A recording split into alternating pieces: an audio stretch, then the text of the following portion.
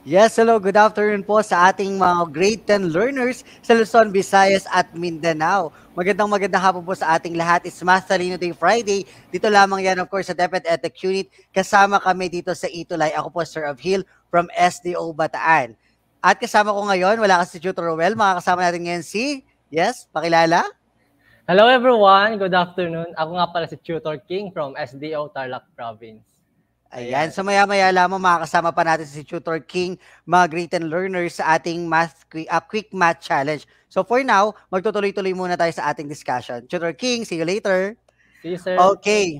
Maraming salamat. So ngayon po, mga grade 10 learners, wag po natin kalimutan na i-like at i-share po ang ating mga DepEd Facebook pages, ang DepEd Philippines, DepEd EdTech Unit, DepEd TV at DepEd Tayo. Wag din pong kalimutan mag-subscribe sa ating official YouTube channel, ang DepEd TV Official Educational Technology Unit, para po siguradong mas marami pa tayong grade 10 learners na makakasama sa oras na ito. So power share muna tayo, mga grade 10 learners. At habang nagpa-power share kayo dyan, babati muna tayo ng konti, Tutor King. So batiin lang natin si Irene Dalupang, 10 Odysseus, listening and watching from LPG Diamantina, National High School, Cabanatuan, East District, Diamantina, Isabela. Binabati rin natin si Resting Antonio sa same school, si Yvonne, si Amelia, Janine Denyola, magandang hapon po. Carla Charis Almonte, ganun din si Ashley Borromeo, ganun din kay Ruela Dayag from Doña Magdalena H. Gapwood High School. And sino pa mga Tutor King ang ating kasama sa ating online? Ayan, nandito rin si Princess Ira Lacap from Santa Lucia National High School. Kiana Templo Nuevo, ayan, good afternoon daw, from 10 Amethyst, watching from Antipolo National High School. Si Clarida de Guzman, Catherine Obina, ayan, sa Jennifer Lagat, ayan po sila. So yan, so marami tayong kasama ngayon. At sa lahat po ng mga kasama na natin ngayon, huwag po kalimutan na mag-share pa para mas marami tayong mga grade 10 learners na makakasama this afternoon. At sabi ko nga bilang pagsimula po, muli po ako po si Tutor of Hill from SDO Bataan, kasama si Tutor Well. At sa second quarter ay makakasama natin permanent, ika nga si Tutor King. Pansamantalang lang po na may ginagawa si Tutor King na mahalaga ngayong hapon na to, kaya, si Tutor Roel, sorry, na mahalaga ngayong hapon na to kaya hindi natin siya makakasama. Pero by next week, kasama natin siya ulit. Ayan. And of course, our topic for this afternoon ay tungkol sa factoring polynomials. So, ano-ano nga ba ang ating, balikan lang muna natin yung math challenge of the week natin. So, last week, pinasagutan namin sa inyo ni Tutor Roel ang problem na ito, wherein unfortunately, Tutor King, wala tayong naging math lit of the week kasi nga wala tayong walang nagpasa ng kanilang sagot. So, for you to become the math lit of the week, mga grade 10 learners, siguraduhin lang po na dapat ay nakapagpasa kayo ng mga answers niyo. Pwedeng through PM or pwede rin naman po sa ating DepEd Itulay group. Yan. So, ang ating math challenge of the week ay Gerald traveled a distance of x cubed minus 2x squared minus 11x plus 12 kilometers at a rate of x plus 3 kilometer per hour. Write a polynomial that represent the number of hours he traveled. Ayan. So, bumabati rin tayo kay Marcus Andre Sarsaba, Ruela Dayag, kay Carvin Joy Lime, Charbel Frank Fernandez, at kila Kayla Ancheta. Magandang hapon. So, ang sagot natin dito ay x squared minus 5x plus 4 hours. Ayan. Hello then, Kim Agonoy. Good afternoon. So, let us acknowledge or pasalamatan lang po natin ang ginagamit nating module sa hapon na ito, ang SDO Camarines Sur, SDO Bataan at ROB Bicol. Magandang hapon at maraming salamat po sa pagpayag na gamitin ang module ninyo bilang references for our Itulay session. Good afternoon then, Angel Monique Belgica from Antipolo National High School. So what is our learning competency para sa quarter 1, week 7? Ang bilis, di ba? Week 7 na agad tayo, mga grade 10 learners. So our learning competency for this afternoon is to factor polynomials. Do you have any idea already? May mga idea na ba tayo? Or meron na ba tayo mga, alam niyo yun, na pag-aralan na ba natin to? Yes, that is correct. Prerequisite to ng ating mga pinag-aralan ng grade 8 saka grade 9. But we will have a deeper understanding on how to factor polynomials in this to this afternoon. So, What is factoring polynomials? Factoring polynomials is a process of breaking a polynomial into a product of two or more polynomials. So, di ba pinapasimple natin? Kapag may nakikita tayong mga polynomials, by the way, ano nga ba ang polynomials, mga great and learners? Polynomials is a set of monomials. So, pag pinagsama-sama, na maraming mga monomials na maraming mga terms na pinagsama-sama, that is what we call polynomials. Yes, hello, good afternoon, Tutor RJ Calaguas.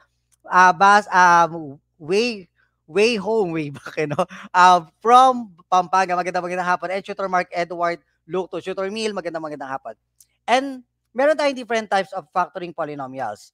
Number one is to factor polynomials with common monomial factor or what we call the CMF. So mamaya explain natin yan isa-isa. Number two, we have factoring special polynomials. And then last, we have factoring polynomials in the form ax squared plus bx plus c, where a is equal to 1 and a is greater than 1. Take note of that, ha. Sa condition natin sa letter C, a is equal to 1 and a is greater than 1. Hindi pa pwedeng less than 1. So there should not be a negative coefficient with the value of a. Yan. Yes, good afternoon then, Sir Hel Lapay from Doña Magdalena Gafud High School. So let's start first with our first method on how to factor polynomials. This is by means of common monomial factor or what we call the CMF. Oh, let me just correct that one. That is CMF, hindi po GCF. Ayan. So stand corrected for that. Factoring polynomials with common monomial factor or CMF. For example, factor 2x plus 6. So ang titingnan natin agad, ano ba yung factor or common monomial factor nung dalawang terms? In this given, there are two terms, 2x and 6. Ano ba yung factor ng 2x at 6 na meron sa kanila or pwedeng i-factor sa kanila? May idea na ba kayo? If you have any idea, you can already write your answer to our comment section. Rainiel Manabat de Vera, good afternoon from Macabebe High School. Ina Isabella, good afternoon from Corino National High School.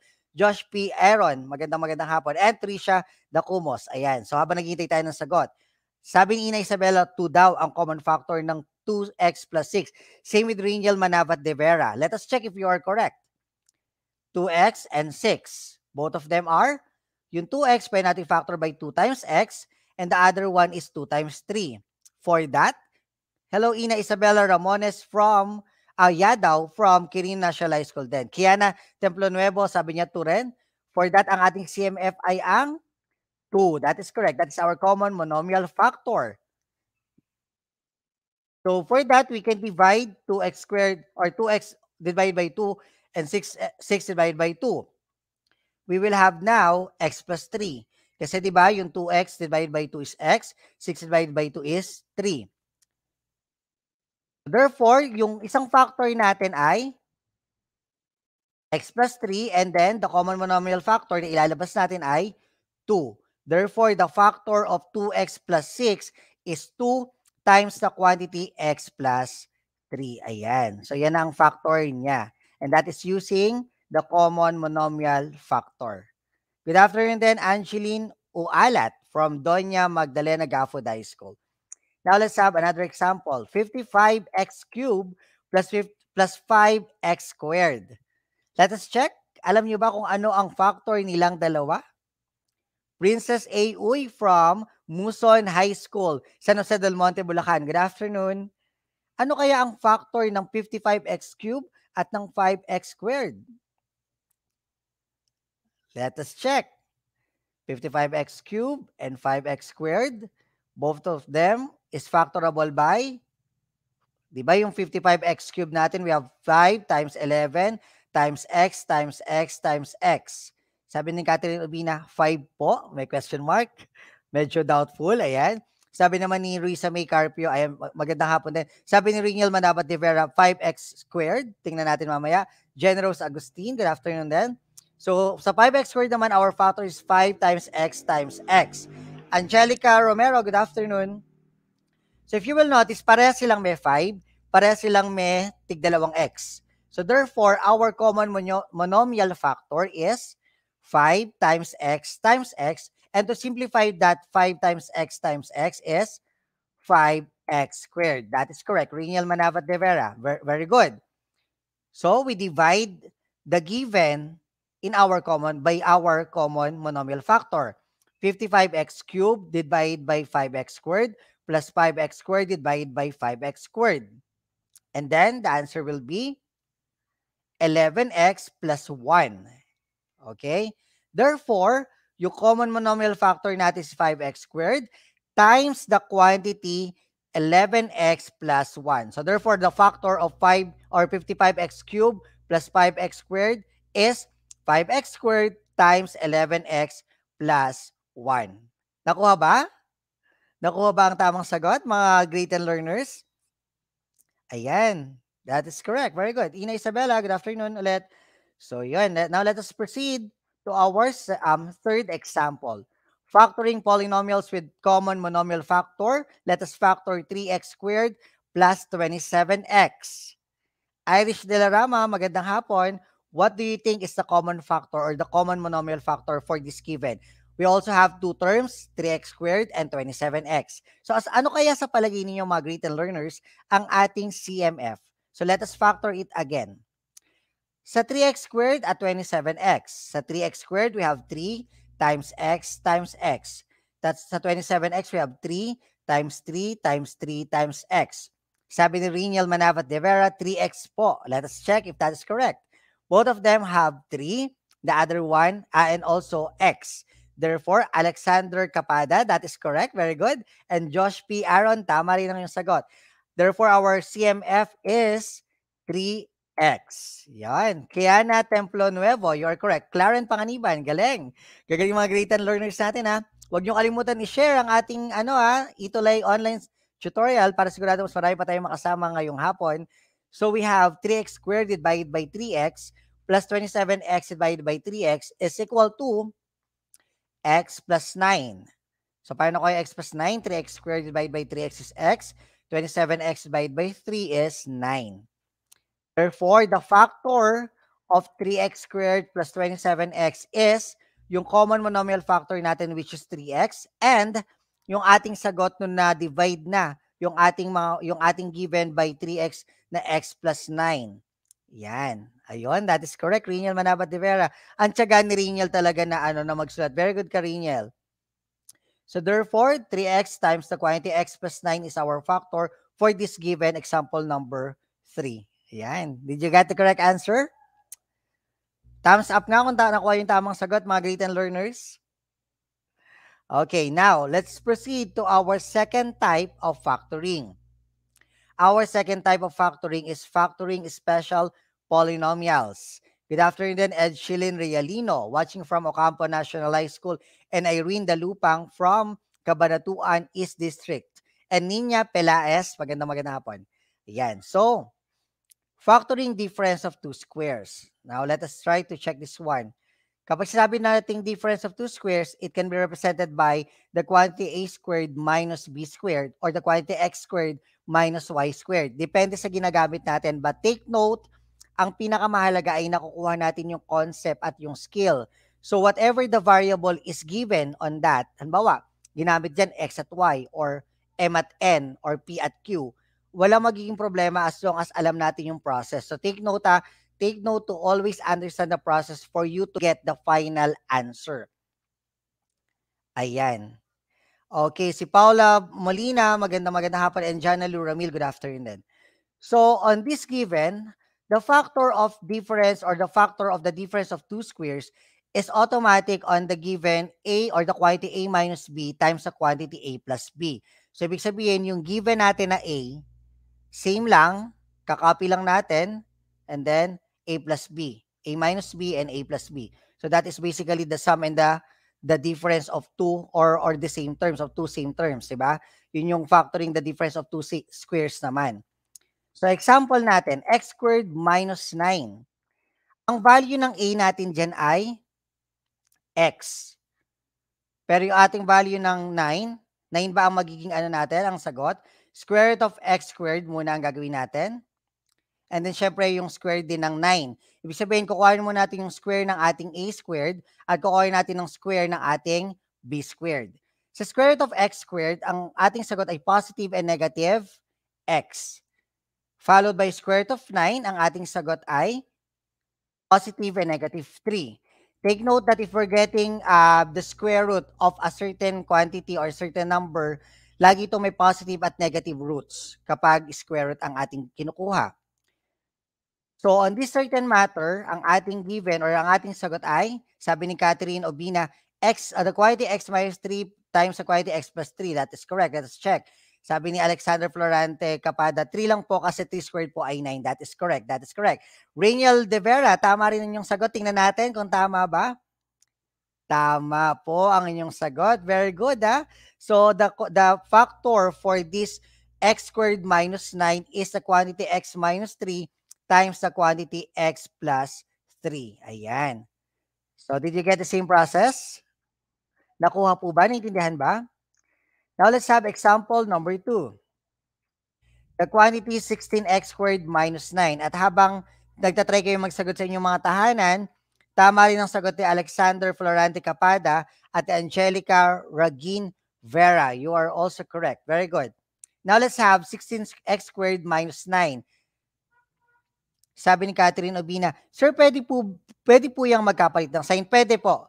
For example, nauna yung positive. Halimbawa, kanina sa given natin, let's say, ito, pakita muna natin ito sagot. Lovely Lucas, magandang hapon.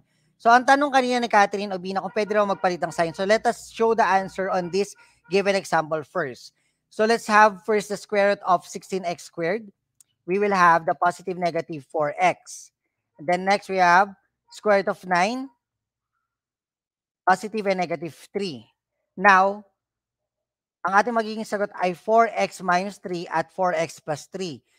Tama si Gilbert Francisco, you're correct. Ngayon ang tanong ni Catherine, pwede raw ba magpalit yung sign? Pwede naman. Halimbawa, Catherine, inuna natin yung quantity 4x plus 3 bago yung quantity 4x minus 3. Okay lang. Just make sure na yung isa ay positive at yung isa ay negative. Take note of that, ha? Dapat isang addition at isang subtraction. For you, kahit na magpalit sila ng position, basta yung grouping sila parehas at yung isa addition, isang subtraction. Kasi hindi pa pwedeng parehas silang addition, hindi pa pwedeng parehas silang subtraction sa operation kasi magkakaroon tayo ng magkaibang sagot dyan or iba yung magiging final answer natin. So Claren Panganiban, you are also correct. Christine Joy Macasiray, Rainiel De Vera, Angelica Vera, Kiana Templo Nuevo, and then Marindel, magandang hapon. Ayan, sabi ni Catherine, okay po sir, thanks po. Yun, nasagot ko naman pala. Thank you so much, Catherine. Say sa tweet, magandang hapon din. So, therefore, the answer for this given, ang factor ng 16x squared minus 9 ay quantity 4x minus 3 times the quantity 4x plus 3. Ayan. Pakiramdam ko, gets lang ating mga written learners. Very good. Thank you. Kian Balangge, magandang hapon. So, let's have example number 3. Quantity 81x to the 4th power minus 25. Magagamit yan, classmates, sa shortcuts. Ayan. Okay. So, merong example sa Alexander Capada. Very good, Alexander, of sharing your thoughts sa ating comment section para kahit paano nagkakaroon tayo ng healthy conversation sa ating comment section. Thank you for that, Alexander. So, first ulit, kukuhanin natin ang square root ng ating first term. That is the 81x to the 4th power. Ayan. So, let us have positive negative 9x squared. Next, square root of 25, we have positive negative of 5. Sabi ni Gilbert Francisco, what is the real life application of this, sir? Gilbert, actually, kung masasabi natin real life application, that will be our topic for next week, yung problem solving involving polynomials. However, kung factoring yung pag-uusapan natin, siguro, masasabi ko na real life application nito kahit na hindi masyadong komplikado sa buhay. For example, di ba kapag meron tayong biniling pagkain at umuwi tayo sa bahay, we are dividing it accordingly, di ba? Pwedeng equal, pwedeng naka-proportion. Bawa, mas marami yung bibigay natin dun sa panganay or sa pangalawa, ganun. O kaya naman, pwedeng pantay-pantay yung bibigay natin. So, that is what we call factoring pa din. Kumbaga, nagdi-divide pa rin tayo, yung mga divisibility na binibigay pa rin natin sa totoong buhay. So, however, there are real-life problems talaga na pwedeng i-apply ang ating polynomials, and we will discuss that on next week para sa ating problem solving involving polynomials. Thank you, Gilbert, for asking. And next week, in-expect ko na manonood ka ulit. Okay, so let us continue. So therefore, the factor for this given will be 9x squared minus 5 and quantity 9x squared plus 5. So Catherine Obina, you are correct. Claren Panganiban, Kiana Templonuevo, and Angelica Vera, you are also correct. So therefore, the factor of the quantity 81x to the fourth minus 25 is equal to the quantity 9x squared minus 5 times the quantity 9x squared plus 5. You're welcome, Gilbert Francisco. Walang anuman. Okay, so Nina Pelaez, you're also correct. Now let's have factoring sum and difference of two cubes. Ayan. So medyo ginagawa natin komplikado. Well, actually, Gilbert, masagot ko lang ulit yung tanong mo. Ang mathematics kasi talaga, di sa training ground, that in life, pag sa totoong buhay na tayo, meron talaga mga komplikado. Di ba, nahihirapan tayo sa math? And then feeling natin walang solution. Pero once na nakukuha natin solution, nasa-satisfy tayo. So sa totoong buhay, di ba, may mga problema dumarating, meron tayong ma-encounter ng mga iba't ibang challenges, yet lagi nating isipin, in every problem, there is a solution. At dahil nakuha natin yung komplikadong mathematics, for sure, makukuha mo ring mabuti ang pagsosolve sa buhay pagdating sa mga darating na panahon, of course. So, let us proceed. Nagpayo na bigla si Tutor of Hill, no? So, we have the quantity A plus B times the quantity A squared minus AB plus B squared. So, A cube minus B cube naman. So, there is the quantity A minus B times the quantity A squared plus AB plus B squared. Ano napansin ninyo sa ating given na formula o sa ating process or sa concept? Yung plus natin sa A cube plus B cube, plus din yung common, yung pinaka nilabas nating A plus B. Pero minus yung nasa middle term natin. But with A cube minus B cube, minus yung ating factor, yung ating binomial term na A minus B, pero pagdating sa ating middle term, do sa ating trinomial, positive or addition yung operation natin. Yes, okay, Janila Costa, good afternoon din. And Maria Antoinette Molina, magandang hapon. Yan, cube daw, sabi ni Riniel. That's correct. Let's have example number 1. X cube plus 8. Dahil positive to or dahil plus to, ibig sabihin, plus yung ating first two or yung ating binomial terms na factor at minus naman. Ayan. Yung ating middle term sa ating trinomial factor. So the cube root of x cube is x and the cube root of 8 is 2. So cube root ang pinag-uusapan natin ay hindi square root. Huwag tayong malilito dito. So therefore, syempre x yung ating magiging given and then 2 or x plus 2 ang ating magiging common or magiging binomial factor dun sa ating factoring. Then we will have x squared minus x times 2. So that will become minus 2x plus 2 squared.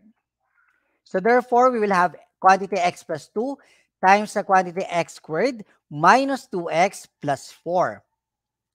So yan po ang magiging factor natin sa x cube plus 8. Rainiel Manaba de Vera, that's correct. Sabi ni Alexander, ang math ay parang push-up para sa utak. Wala man itong direct application, lalakas naman ang ating utak. That is correct, ha? Tama yun. Ito kasi yung parang, alam mo yun, we are actually developing our analytical thinking skills na sa mga bagay kailangan pinag-iisipan nating mabuti. Hindi dapat nagmamadali. Ayan. Kasi pag nagmadali ka, magkamali ka agad sa negative and positive sign, mali na yung final answer mo. Let's have now m to the 6th power minus 27. So we have the cube root of m to the 6 and then m squared. Ayan. So therefore, you will have cube root of 27. And that is 3. We will have now m squared minus 3 dahil minus or subtraction operation ng ating given. And then we will have m squared plus, that is 3 times m squared. And then last is 3 squared.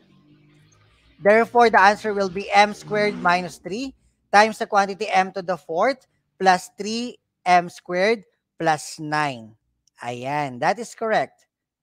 Okay lang pag medyo nagkakamali tayo ng konti sa ating mga tawag dito sa mga binibigay natin na mga exponent.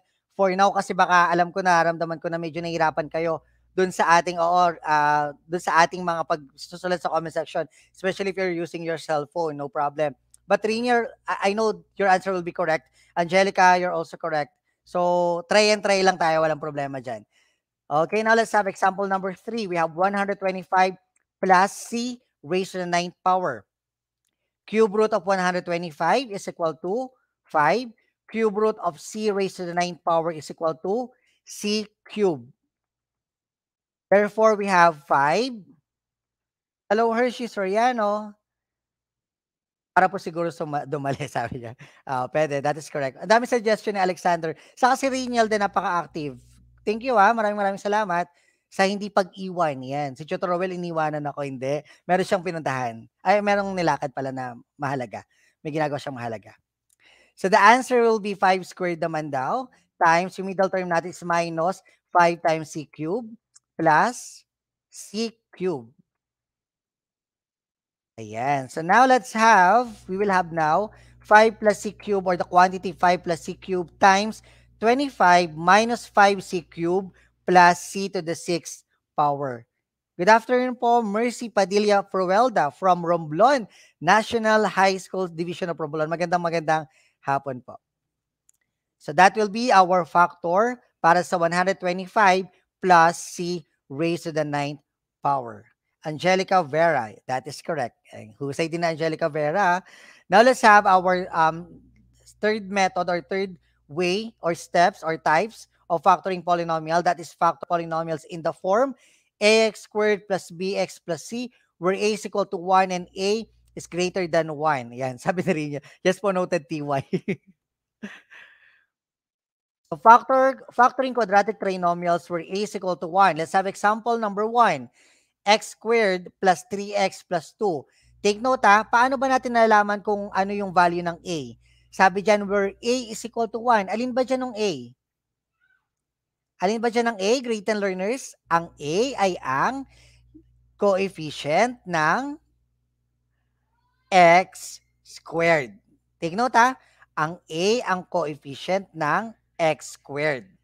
So, kung ano man ang x squared at kung ano man ang katabi nito, automatic yan ang numerical coefficient. Since dito sa ating given x squared plus 3x plus 2, wala siyang katabi, automatic ang kanyang a, or the value of a, is 1. Yan. Lagi na lang siya nag-iisa. Lagi siya nag-iisa. May hugot si Tutor Uphill, no? So, therefore, we will have now, we just need to separate both x's, yung x saka yung x, and that will give you x squared.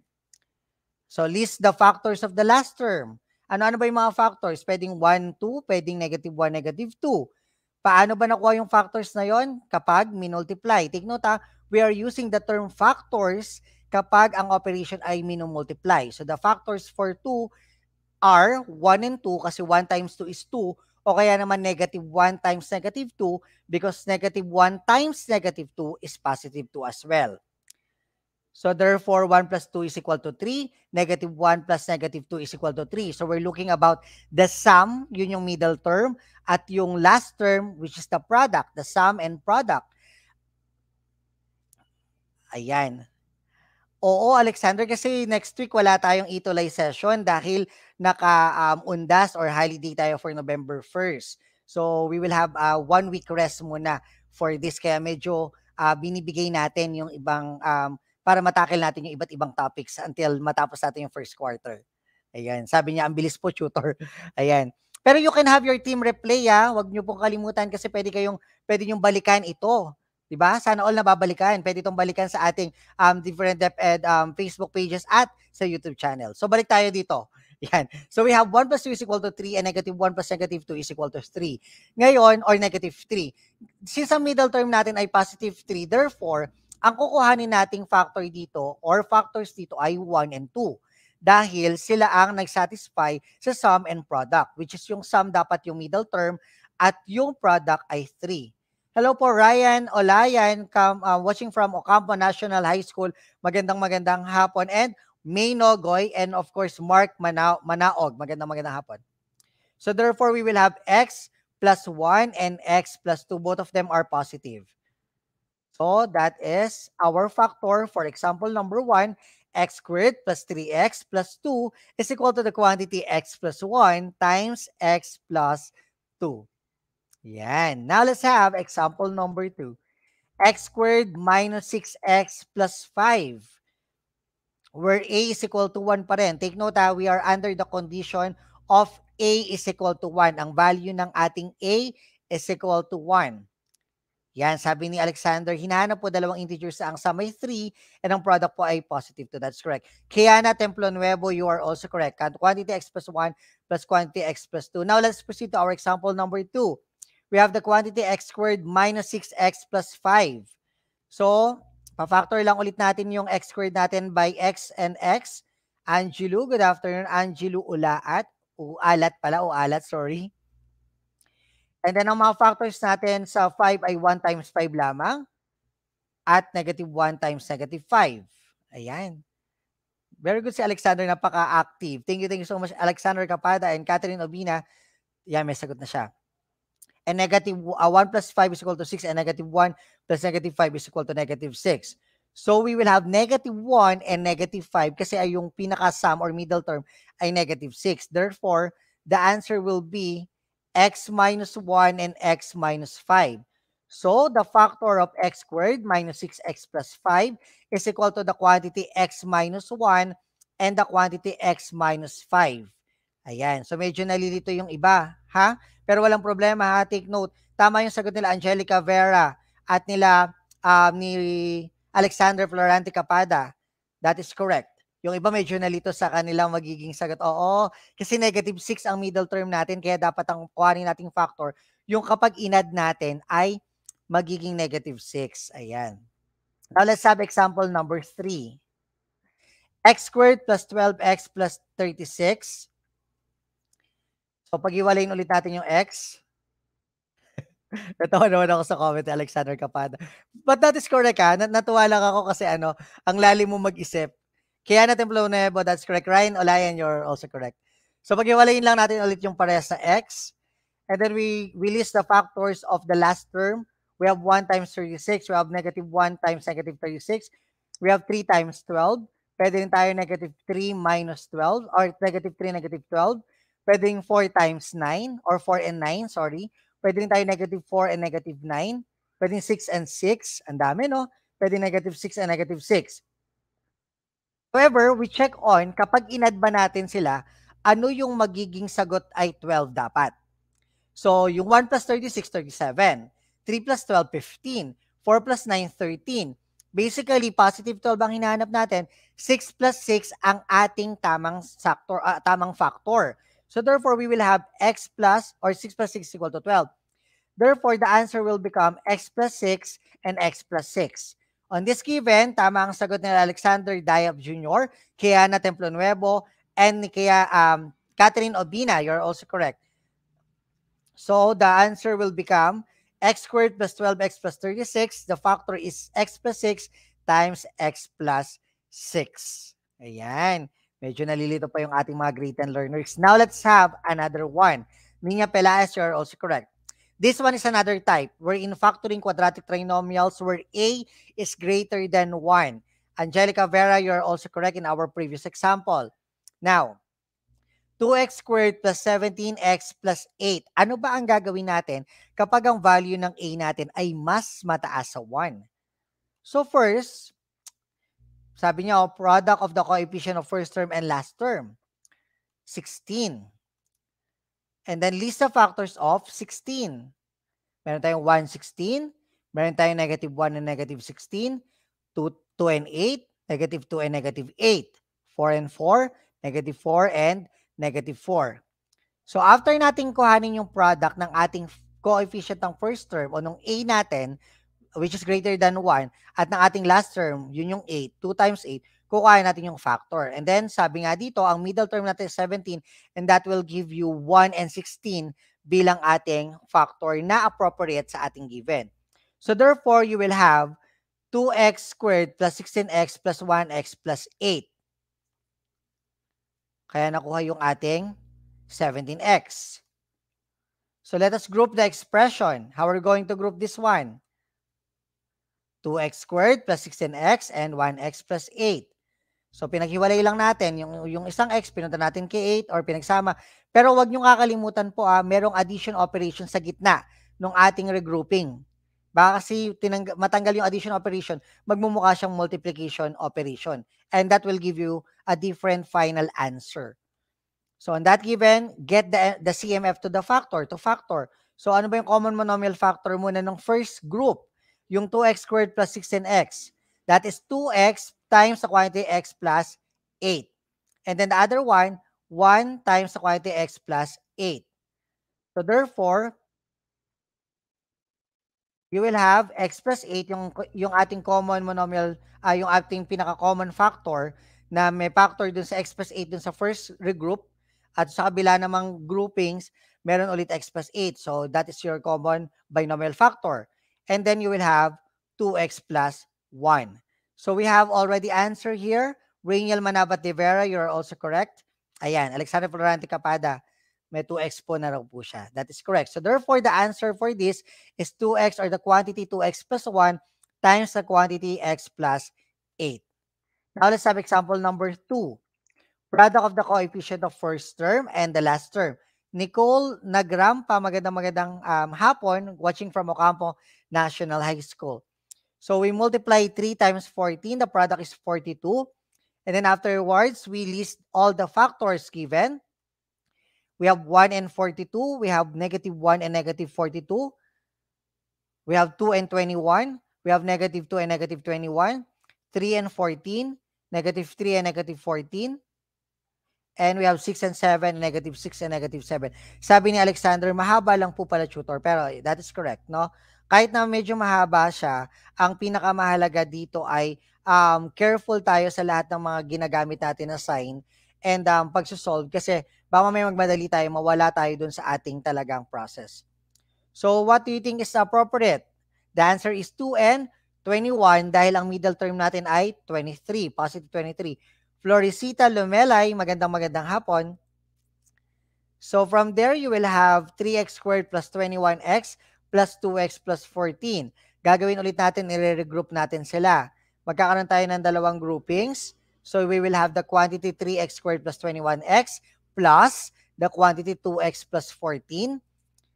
Then we get the common monomial factor. Sa ating first group, 3x yung ating common monomial factor. Sa ating second group, 2 naman ang ating common monomial factor. And if you will notice, both groups has a common binomial factor, which is x plus 7. So yun yun. And then, dahil natira na lang ay yung 3x plus 2, therefore the factor for 3x squared plus 23x plus 14 is equal to the quantity 3x plus 2 times the quantity x plus 7. That is correct. Mark Manawag, Rainiel Manabat de Vera, also correct. Same lang po ba makukuha ang final answer pag ginawang 3x squared plus 2x plus 21x plus 14 po? Let us check, wait lang natin, Alexander. I'll check that one. I'll answer your question maya-maya ng konti. Focus mo tayo rito habang sinasagutan ko yan. So let's have example number 3, 5x squared plus 16x plus 3. Okay, so what will be the answer? What will be the product of coefficient of first term and the last term? So that is 15. So therefore, list of the factors of 15. We have 1, 15. Negative 1 and negative 15. 3, 5. And negative 3 and negative 5. Tricia May Barol, good afternoon from Sandstone, DRNHS. And Mark Manawag, tama rin ang sagot mo. And Angelica Ruin de Vera Ragin, tama rin ang sagot. And Alexander Dayap, tama rin ang sagot. Okay. So 1 and 15 ang ating magiging factor dahil para sa middle term natin na 16. Therefore, you will have 5x squared plus 15x plus x plus 3. So you will have the quantity 5x squared plus 15x plus x plus 3. Okay, with your question, Alexander, kanina, posibleng parehas rin ang maging final answer. Ang chinecheck ko lang kasi, kaya medyo sabi ko, stop, mamaya ko sasagutin. Kasi baka mamaya yung magiging common monomial factor nila ay magiging magkaiba.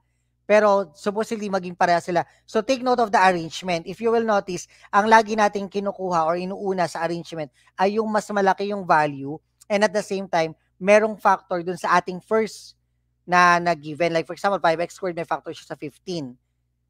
So like lang nakaraan example, merong factor yung like sa 27 and 3. Tama ba? Kaya nailabas natin yung 3x, parang ganon. So, we take note of that kapag nagagawa tayo ng factor. Pero as long as hindi natin tinatanggal yung addition operation kasi 15x plus x is still 16x. Pinaghiwalay lang natin siya based sa kinuha nating factor.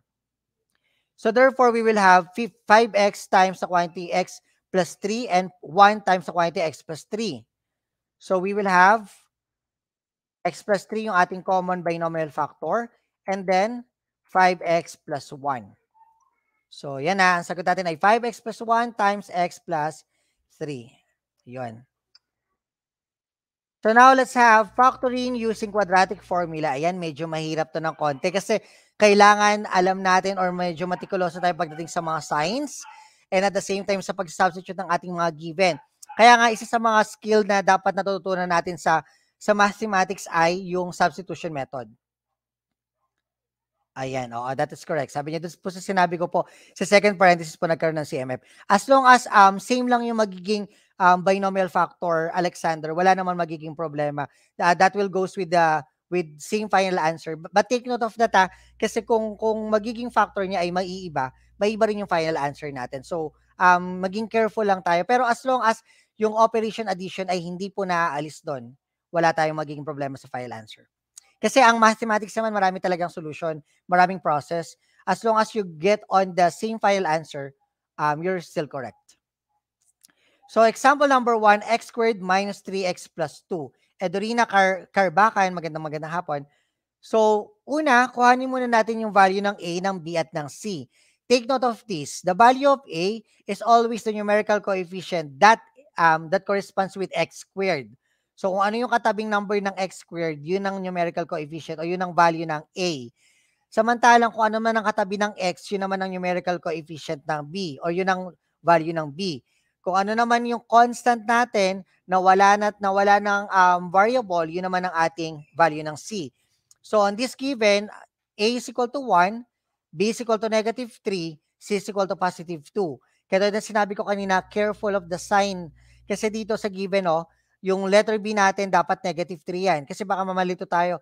Sir, subtraction po yan. Bakit po negative 3 po yung ating ilalagay? Subtraction operation. Yes, that is subtraction operation. However, the value of that is still the negative sign. Kasi nga nandun na siya sa middle term na negative 3. Now, let us proceed. We will substitute our given to our formula. So, negative, then negative 3 pa rin yung ating given sa loob ng parentheses. Positive, negative, the square root of the quantity negative 3 raised to second power minus 4 times the value of A is 1 times 2 all over 2 times the value of A is 1. Now, let us simplify. Magsimula tayo, di ba, sa GEMDAS rule. Groupings muna, bago exponent, tapos multiplication, division, addition, and subtraction. Let us proceed first with our numbers sa loob ng ating radical symbol. We will have negative 3 squared is 9. Negative 3 times negative 3 is 9. And then, 4 times 1 is 4 times 2, 8. That's why 9 minus 8. Over 2 times 1, that is 2. Good afternoon, Tutor Mil. Tutor Mark Edward A. Lugto. Present daw siya. Ayan. So, we will have now 3 plus or positive negative square root of 1 divided by 2. Then, we will have the x is equal to 3 positive negative of 1 divided by 2. Paghiwalay natin ngayon dahil we have positive negative dyan, we need to separate 3 plus 1 and 3 minus 1 with our numerator. Therefore, we will have x is equal to 3 plus 1 divided by 2 and x is equal to 3 minus 1 divided by 2. So, 3 plus 1 is 4 divided by 2. That will be 2. And the 3 minus 1 is 2 divided by 2. That will be 1. Okay? So, for you to get the factor, that will give you x minus 2 is equal to 0 and x minus 1 is equal to 0. That is quadratic formula. That is correct. Alexander Capada. Ngayon, bakit ba naging negative 2 or x minus 2 positive 2 yung ating naka-equal sign? At bakit ba naging negative 1 positive 1 yung ating equal sign? Well, basically, di ba, using addition property of equality, yung whatever added to the left side of the equation must be added to the right side of the equation as long as it will not affect the solution.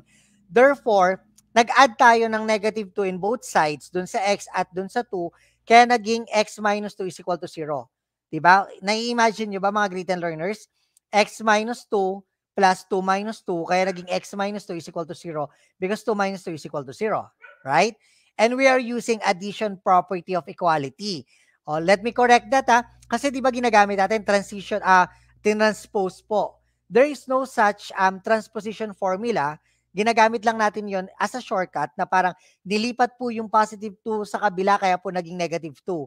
However, ang ginamit talaga natin doon ay addition property of equality. Maging malinaw yan, great and learners. Take notes sa senior high school at sa college. Gagamitin din natin yan. Kasi ang sasabihin sa inyo ng inyong mga professor, anong ginamit nyo? Paano nakuha x minus 2? We actually use, sir, addition property of equality. Hindi transpose, walang transposition formula sa ating mathematics. But we are using that term as shortcut para mas madali lang natin maintindihan at maipaliwanag sa mga students din. Okay, so therefore, the factor of x squared minus 3x plus 2 is equal to the quantity x minus 2 times x minus 1. Ayan, medyo mahaba, no? Let's have example number 2. X squared minus 4x minus 12. The value of a is equal to 1. The value of b is equal to negative 4. The value of c is equal to negative 12. Take note, step number 1, substitution. Substitute our given to the formula x is equal to negative b, positive negative square root of b squared minus 4ac all over 2a. Sasub muna natin. We will have now x is equal to negative quantity negative 4, positive negative square root of negative 4 squared minus 4 times 1 times negative 12 all over 2 times 1. Sabi niya, di maiwasan makalimutan. Ano po kasi ulit yan? Addition property of equality. That is correct, Riniel. Addition property of equality. So we will have now x equal to 4 positive negative square root of 16 plus 48 all over 2. Inuna natin yung exponent. Negative 4 raised to the second power, that is 16. Negative 4 times 1 is 4 times negative 12 is 48. Divide by 2 times 1, that is 2. Therefore, we will have 4 times or x is equal to 4 positive negative square root of 64 divided by 2. Ayan, parang ni-reverse lang daw. That is correct. Now, we have x is equal to 4 positive negative 8 over 2. So, pinaghiwalay ulit natin yung positive at negative sa ating operation sa numerator. We will have x equal to 4 plus 8 over 2 and x equal to 4 minus 8 over 2. X is equal to 12 divided by 2. That is 4 plus 8 is 12 over 2. And then x is equal to 6. X minus 6 is equal to 0 using again addition property of equality. On the other side, x is equal to 4 minus 8 divided by 2. 4 minus 8 is equal to negative 4 divided by 2. The answer is negative 2. Therefore, we have x plus 2 is equal to 0. Same process, APE, sabi nga ni Alexander, addition property of equality. So therefore, the factor of x squared minus 4x minus 12 is quantity x minus 6 times x plus 2. Ayan. So mathletes, are you now ready to take the quick math or quick check, math check challenge? Ready na ba? So let us try to check who are matibay. Kasama of course ang inyong Tutor King ngayong hapon na ito. Tutor King. Ayan, so hello po. Good afternoon po. I'm back. Di ba? Nagbabalik, sabi nga, di ba? Kanina. Ayan, so for our quick check challenge, madali lang ito. Ayan. Choose the letter of the correct answer and i-type po ninyo sa ating comment section kung ano yung answer ninyo. Ayan, so malinaw ba? So number 1, start na tayo. What is the factored form of 24x plus 12? We have A, 24 times the quantity of 2x plus 1. O B, 2 times the quantity of 12x minus 6. C, 12 times the quantity of 2x plus 1. Or letter D ba? 12x times the quantity of 2x plus 1. Ayan. Yes daw, ready na si Kiana. Then si Alexander sabi niya, math, madaling malimutan pero si X ang hirap kalimutan. Ba't ganun? Huhu. Grabe, pumapag-ibig. Ayan, sabi ni Rainiel. Pumapag-ibig sila, Tutor Av. Ayan, sabi ni Rainiel, C daw. Ayan, Aljun, C. Ayan. Ayan po. Ngayon, ano ba yung ating tamang sagot? Ano ba yung tamang sagot? So, tingnan natin. Ang tamang sagot ay C, tama. 12x ay 12 times the quantity of 2x plus 1. Ayan. Very good sila. Ayan. Very good. Sila Ninya, Alexander, Catherine, Angelica, Ryan, tapos Mark, and Mark Manawag. Ayan. Proceed na tayo sa number 2. What is the factored form of 169x squared minus y squared? Ayan. Tingnan natin kung ano yung mga choices. We have A, the quantity of 13x minus y times the quantity of 13x minus y. O B, the quantity of 13x minus y times the quantity of 13x plus y. O baka naman C, 169 times the quantity of x minus y. O baka D kaya ang sagot dito, the quantity of 13y minus x times the quantity of 13y plus x. Ayan, ano kaya ang tamang sagot dito? Let us Ayan, reveal correct the ako sir, answer. sabi ni Ryan Iliano. Ayan, the correct answer is B. Ayan, tama po si Catherine Ovinia and Reniel. Ayan po. Tama. Letter B. Now, for our third quick check challenge, what is the factored form of 12x squared plus 20x plus 3? Ano kaya ang mga choices natin? A, the quantity of 2x plus 1 times the quantity of 6x plus 3. B, the quantity of 6x plus 1 times the quantity of 2x plus 3. C, the quantity of 6x minus 1 times the quantity of 2x plus 3. O D, the quantity of 2x minus 1 times the quantity of 6x minus 3. Ayan. So, sagot nila kanina sa number 2, si Ryan, si Mark. Ayan, tama sila sa number 2, B. Pero dito tayo sa number 3. Ano kaya ang tamang sagot dito sa number 3? Ayan, number 3 is letter B. Tama po sila Mark Adrian Manaos, si Catherine Ovinia, Maria Antoinette Molina. Ayan, tama. Tama. Ang galing. Congratulations sa lahat ng mga nakasagot. Isulat lamang inyong mga scores sa ating comment section. At para sa ating math challenge of the week, Tutor King, ano nga ba ang ating math challenge of the week? Ayan, madali lang ating math challenge of the week, Tutor Abjil. Ayan, ito. Ito yung ating problem. Anna and Mark are identical twins. Tapos, in their assignment in algebra, they were asked to get the factored form of x cubed minus 36x. Now, Anna's answer is x times the quantity of x squared minus 36. While Mark's answer naman is the quantity of x minus 6 times the quantity of x plus 6. Now, who do you think got it right? Why? And justify your answer. Ayan po. Ayan. So isulat lamang or mag-post lamang ng inyong sagot sa inyong mga timeline using the hashtag Math10Challenge, hashtag TutorRoel, hashtag TutorOfHeal, at hashtag TutorKing para mas madali naming mahanap ang inyong mga sagot. Or pwede rin naman kayo mag-PM kay TutorRoel, TutorKing, at kay TutorOfHeal. Ayan. Naka 2 daw silang Mark Manaog at 3 naman daw si Alexander Luna Dayap Jr. Congratulations sa ating mga great and learners na matyagang nagsagot sa ating Math Quick Challenge. Ayan. Now, that is for week 7 na, Tutor King. Ang bilis ha. Last week na tayo for a week after next week. But for next week po, wala muna tayo magiging itulay sessions bilang pag-alala na rin sa mga mahal nating sa buhay na namayapa na, kaya naman starting November 1 to November 5 ay wala po tayong itulay sessions. Magbabalik po tayo sa November 8 para sa ating week 8 at makakasama pa rin natin si Tutor King at si Tutor Roel na magbabalik na sa atin at magtutuloy-tuloy na sa atin si Tutor King naman hanggang second quarter. So, Tutor King, magpaalam ka na muna sa ating mga kasamahan, Ayan, sa ating mga great and learners. Ayan. Paalam, great and learners. Talagang paalam, great and learners. Paalam talaga. Wala mo papasalamatan or Ayan, ibang babatiin pa?